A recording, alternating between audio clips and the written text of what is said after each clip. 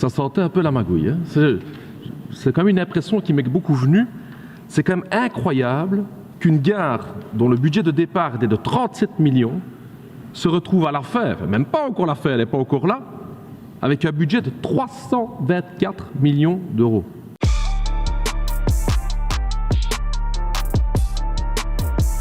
Monsieur le ministre de la Mobilité, est-ce que vous avez eu l'occasion de voir le reportage d'investigation de la RTBF hier soir?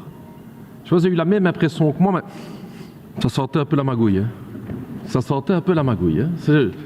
C'est quand même une impression qui m'est beaucoup venue.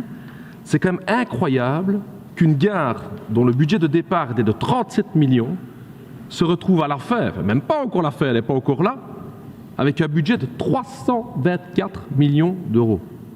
C'est vraiment incroyable. Le reportage souligne à quel point, pour le choix du projet, le projet de M. Calatrava, des pressions politiques, du copinage étaient présents dans le jury. Et alors pas des pressions politiques de n'importe où. Hein. On cite quand même M. Elio Di Rupo, bourgmestre de Mons à l'époque. Une pression au niveau de ce jury pour choisir son projet à lui. Monsieur le ministre, c'est quand même fou. C'est qu'on a réussi à transformer ce projet qui était au départ une passerelle à 37 millions d'euros jusqu'à une gare de plus de 320 millions d'euros sans changement de l'appel d'offres.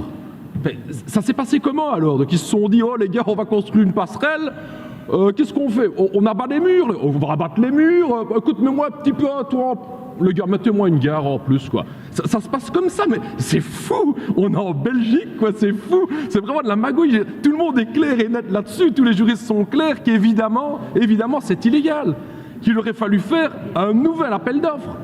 Et donc là, on s'attend avec un ministre écolo d'avoir la lumière, on se dit enfin, un ministre écolo, il va ouvrir les rideaux, on va voir autre chose. Qu'est-ce que vous répondez hier soir sur Twitter?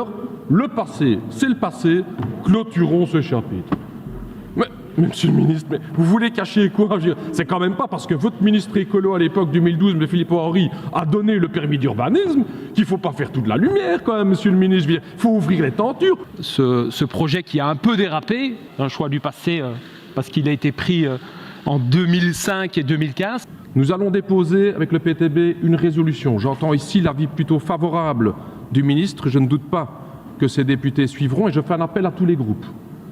Cet audit de la Cour des comptes qu'on a fait pour Gand, on doit certainement pouvoir le faire pour la gare de Mons, car on ne peut plus accepter que de tels agissements aient lieu avec des gares qui sont le symbole de notre service public. Je rappelle qu'avec ce budget, nous aurions pu rénover 108 gares.